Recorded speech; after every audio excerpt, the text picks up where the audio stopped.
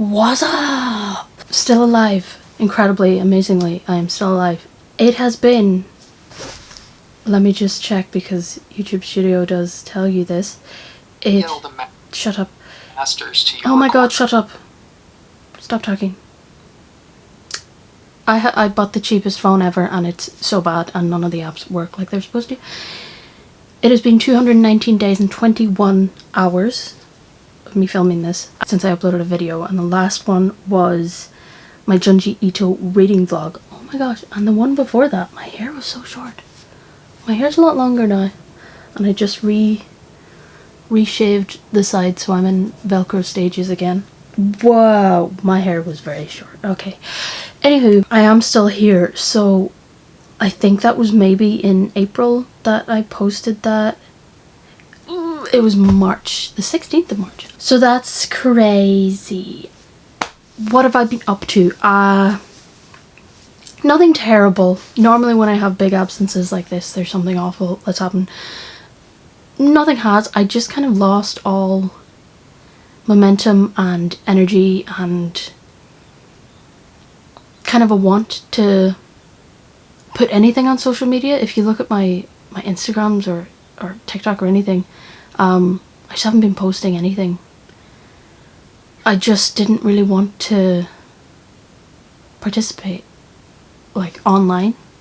I don't know, I just fell out of it. And then things did get a little bit stressful because I had to move. So I have just moved into a brand new place, same desk obviously, have a cool new room. I have a new housemate that I'm living with he's very cool. I will show you a picture.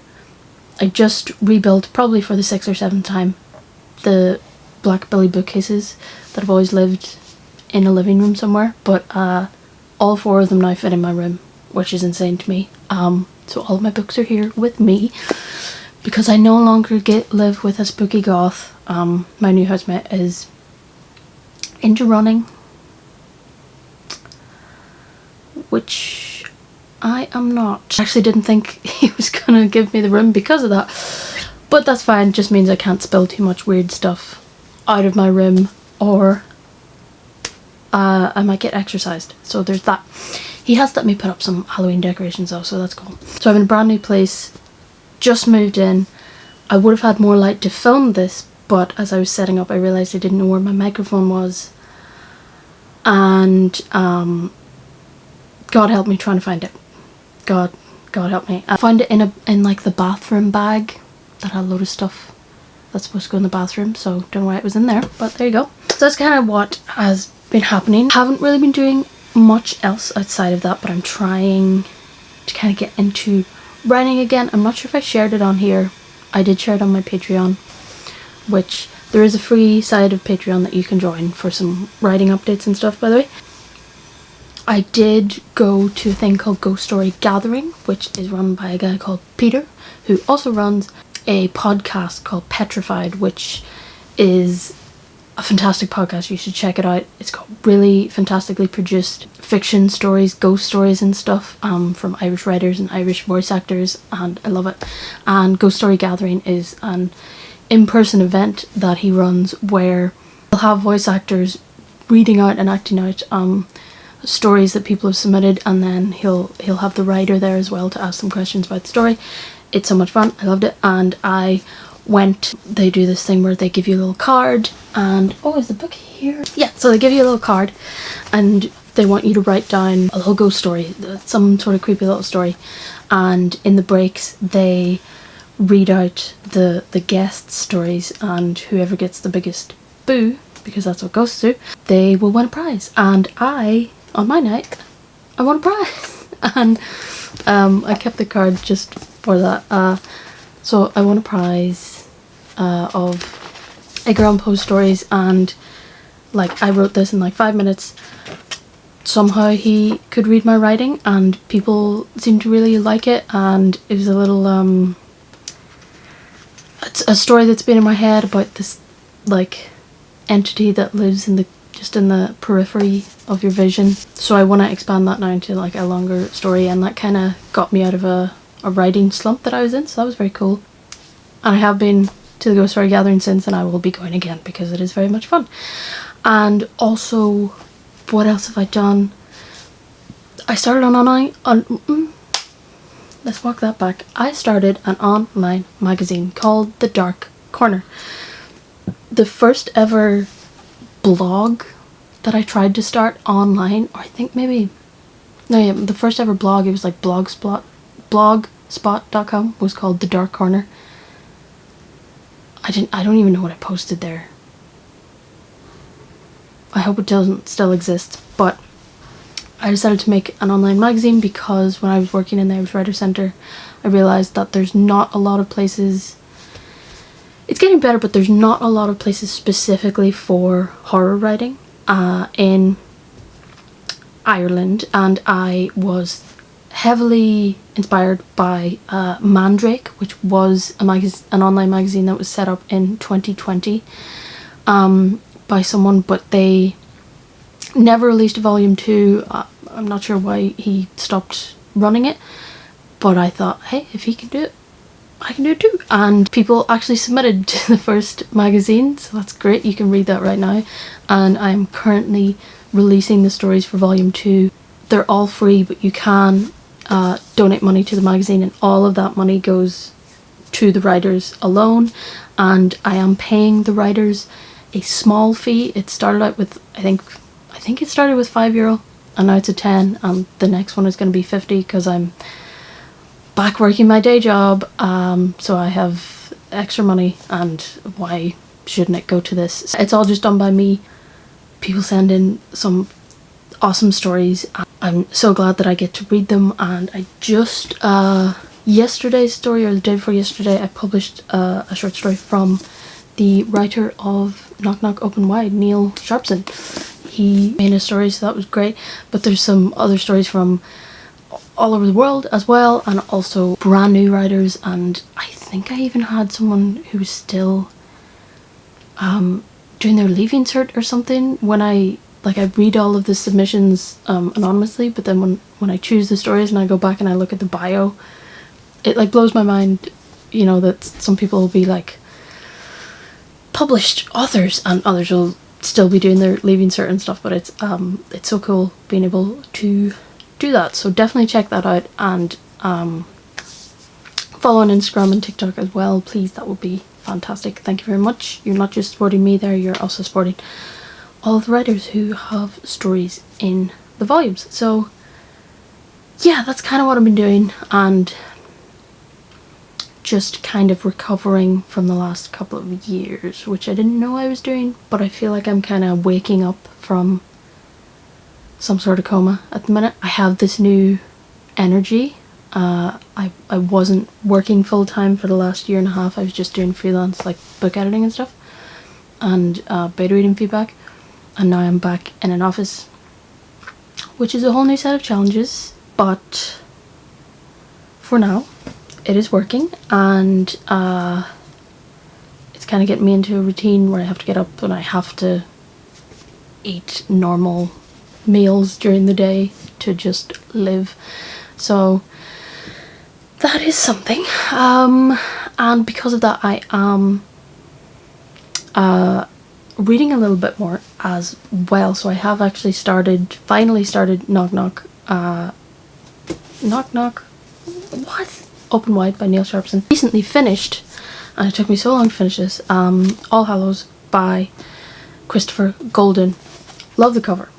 Okay, cover, great, love it. I love the sort of vintage kind of style to the cover as well. Now, this book took me ages to read, and it wasn't entirely due to the book because I was like in a state of still not really being here, but even if it wasn't for that, I think it still would have taken me a while longer than it normally would have.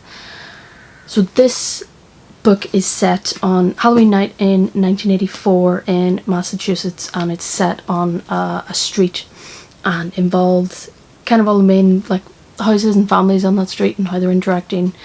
And there's one family who is a mother, father, daughter, son, and the dad and his daughter, who I think is about to go off for college maybe, they always run a like haunted forest thing in the forest behind their house, and the whole neighborhood comes and they have all the like ghosts jumping out, and he hires teenagers and stuff to be scare actors, and that's all great. But this is the last time they're doing that because the family have fallen on hard times and they have to sell their house. So it's kind of a bittersweet thing. It's the last time they're doing this, one last hurrah for the family and also for the street, because they won't be getting this anymore. But nobody else on the street really knows this. And we have another family, mother and father, I think 3 kids, and unfortunately the father is an alcoholic. He's also a womanizer, and it turns out he's been sleeping with a lot of people on the street, and the wife has just found out and has confronted him in front of the kids, and he's driven off into the night, and it's all happening. And there's another a party happening at another house, so once people go to the scare in the woods thing, they all go to this fancy party, and even like a lot of neighborhood kids and teenagers go there and whatnot. So there's all these different things going on, and all these people kind of are friends, or their kids are friends, or they're all interlocked in some way. And of course there's trick-or-treating as well. But in all of these different instances, strange children are appearing that nobody really recognizes. Now, they don't think this is weird because they're in like one's in a scarecrow costume, one's in a Raggedy Ann costume. They're all kind of older costumes, but they're like, oh, maybe that's, you know, Johnson's kids or whatever. But there's something weird about these kids, and of course it's the kids of the neighborhood that recognize that, like, we don't know these kids are weird, they're giving off weird vibes. So that's kind of the gist of the night. My issue is that these weird kids and the thing that's happening to these weird kids, it doesn't happen. You don't get any real information until like a good 3/4 of the way through the book. Genuinely, like, it was just so frustrating. Instead of just kind of setting up who these families were and the thing they were going through, it kept repeating them, and like each chapter sticks with like one person from each of the families or whatever, and it's like every time it switched to another family, you would get the whole rundown again about, oh, my parents are doing this, or oh, I'm gonna break up with my wife doing this, blah blah blah. And I was just like, yeah, whatever, there's an evil entity out there that's hunting children, like, can we get to that? Like, why have we not got to that? And it took so long to get to that, and I just didn't really care at that point. I think,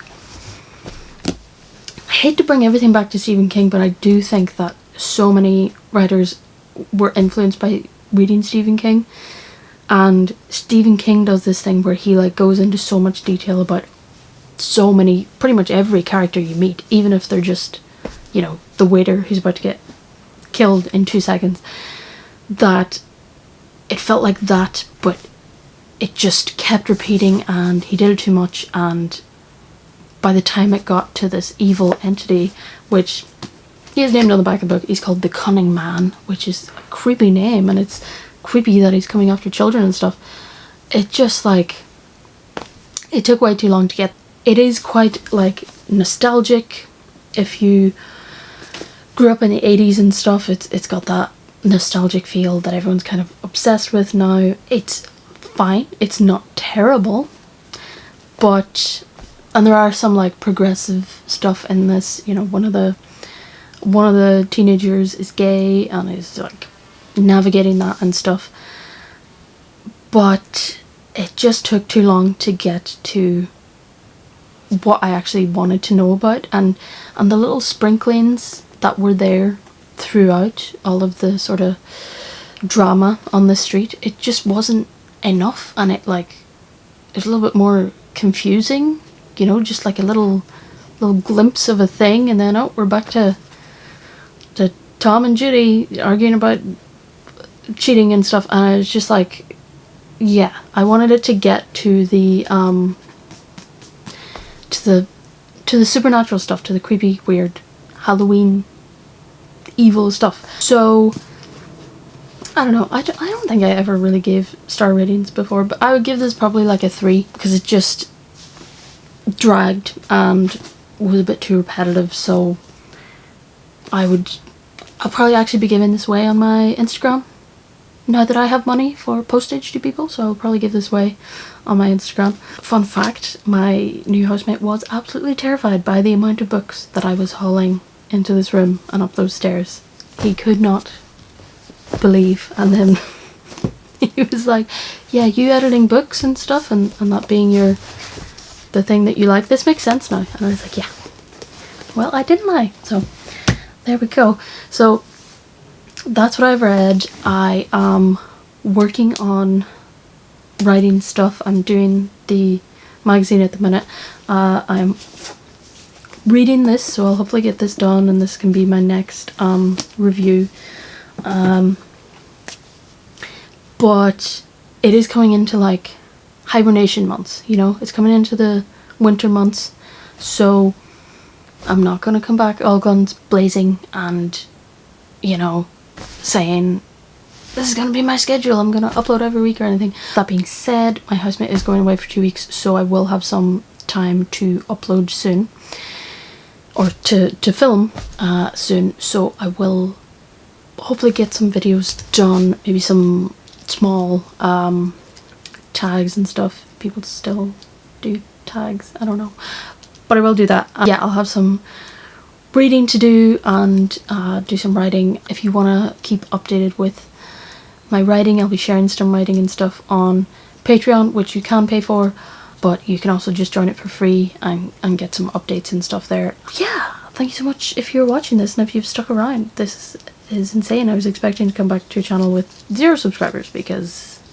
I have not been posting in ages. Thank you so much for watching, and I will see you in the next video that I can guarantee will be in less than 211 days. See you then.